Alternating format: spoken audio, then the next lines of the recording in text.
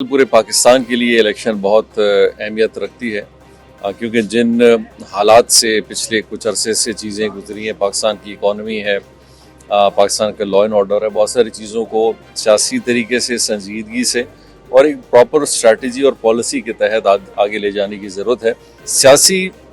Statements अपनी जगह पे ठीक है, लेकिन प्रॉपरली एक स्ट्रैटेजी होनी चाहिए जिस स्ट्रैटेजी से हमने आम आदमी को रिलीफ देना है, उनकी ज़िंदगियों में बेहतरी लानी, सारी चीज़ें करनी है। जाहिर बात है कि ताली दो हाथ से बचती है। हम बलूचिस्तान वालों को भी बहुत कुछ करना पड़ेगा, हमें एफर्ट डालना पड़ेगा, हमें वो काबिलियत पार्टी लीडरशिप को और पार्टी को दिखानी पड़ेगी कि हम बलूचिस्तान में काम कर सकते हैं। मुलाकात हुई मियाँ साहब के हवाले से, जनरल इलेक्शन के हवाले से उम्मीदवार थे, बड़ी तादाद में लोग आ रहे हैं और कुछ दिन पहले मियाँ साहब बलूचिस्तान भी गए, आपसे भी मुलाकात हुई। क्या कहते हैं, किस तरह का इलेक्शन होगा और कितना अहमियत का हामिल है ये वाला इलेक्शन? देखिए, मेरे ख्याल पूरे पाकिस्तान के लिए इलेक्शन बहुत अहमियत रखती है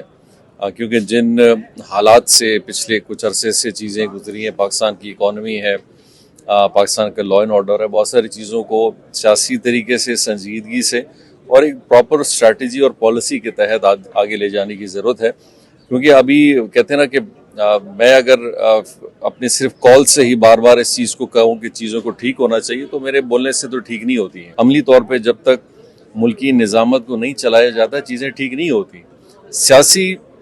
स्टेटमेंट्स अपनी जगह पे ठीक है, लेकिन प्रॉपरली एक स्ट्रैटेजी होनी चाहिए जिस स्ट्रैटेजी से हमने आम आदमी को रिलीफ देना है, उनकी ज़िंदगियों में बेहतरी लानी, सारी चीज़ें करनी है। तो मेरे ख्याल से ये जो सिलसिला मियाँ साहब का बलूचिस्तान से शुरू हुआ है,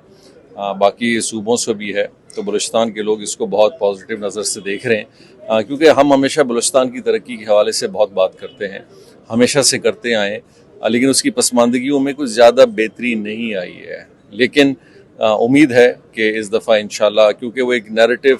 एक जो डेवलपमेंट का नैरेटिव हमेशा से मियाँ साहब का रहा है और जाहिर बात है कि ताली दो हाथ से बचती है। हम बलूचिस्तान वालों को भी बहुत कुछ करना पड़ेगा, हमें एफर्ट डालना पड़ेगा, हमें वो काबिलियत पार्टी लीडरशिप को और पार्टी को दिखानी पड़ेगी कि हम बलूचिस्तान में काम कर सकते हैं, तो फिर वफाक और सूबे मिल के काम अच्छा कर सकेंगे। सर, दूसरी बात ये, पहले खान साहब की हुकूमत थी, वो वज़ीर आज़म थे, क्या उन्होंने जो वादे दावे किए थे बलूचिस्तान के, क्या उनमें से कोई चीज़ें डिलीवर की या दी बलूचिस्तान की? देखिए, बलूचिस्तान के लोगों को जो एक वफाकी सतह पे जिन चीज़ों से उनकी आम जिंदगी में बेहतरी आनी चाहिए थी, वो चीज़ें बहुत ज़्यादा कोई फ़र्क उन्होंने अपनी ज़िंदगी में महसूस नहीं किया,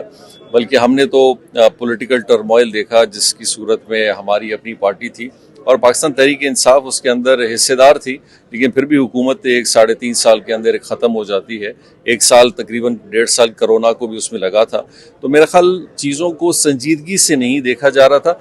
चीज़ों को एक बलूचिस्तान को एक जावे के हवाले से वैसे ही देखा रह जाता है, ठीक है जी, एक सूबा है, काम हो गया तो हो गया, नहीं, इस तरह नहीं होता। आप बाकायदा किसी भी सूबे या किसी इलाके की तरक्की के लिए जब काम करना चाहते हैं तो बाकायदा आपके जहन में कोई एक ढांचा होना चाहिए, उस ढांचे पे अमल दरामद कैसा होना चाहिए, उसकी स्ट्रैटेजी क्या है, उसका फॉलोअप क्या है, उस पर काम कितना हुआ, नहीं हुआ, कहाँ कमी बेशी है। जब तक इस तरीके से आप किसी सूबे के इलाके की तरक्की के लिए काम नहीं करेंगे तो वो एक शहर भी नहीं बन सकता, एक सूबा तो बहुत दूर की बात है।